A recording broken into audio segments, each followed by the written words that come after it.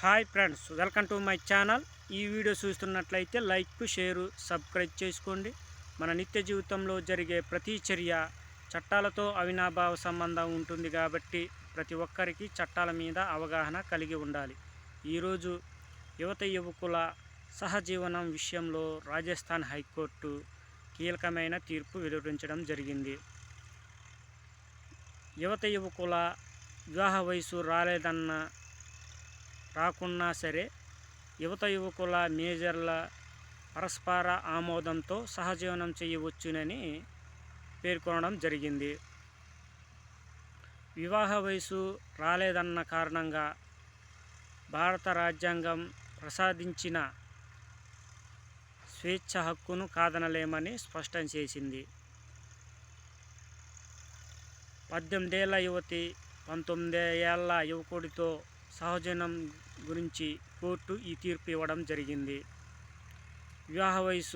యువకుడికి వివాహ వయసు రాలేదన్న కారణంతో పబ్లిక్ ప్రాసిక్యూటర్ ఇచ్చిన వాదనను కోర్టు తోసిపుచ్చింది.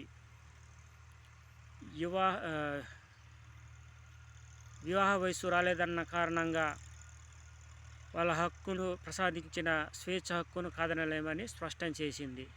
సరే, ఉంటాను ఫ్రెండ్స్. ఈరోజు బాధితుకు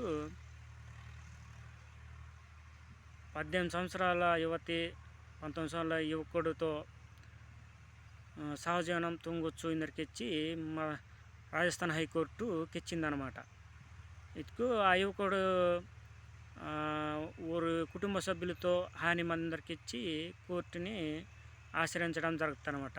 ఆ కోర్టు కూడా ఆ జంటకు రక్షణ కల్పించాలని ఎత్తడం జరుగుతుందన్నమాట. ఇటుకు ఊరికి వివాహ వయసు వాదిల్లే కాబట్టి ఊరు సహజీవనం తుంగకూడదు ఇందరికి ఎత్తటం ఇల్లే బాధ్యతకు తుంగొచ్చు ఇందరికిచ్చి రాజస్థాన్ హైకోర్టు కెత్తనమాట సహజీవనం. సరే, మంతాం ఫ్రెండ్స్.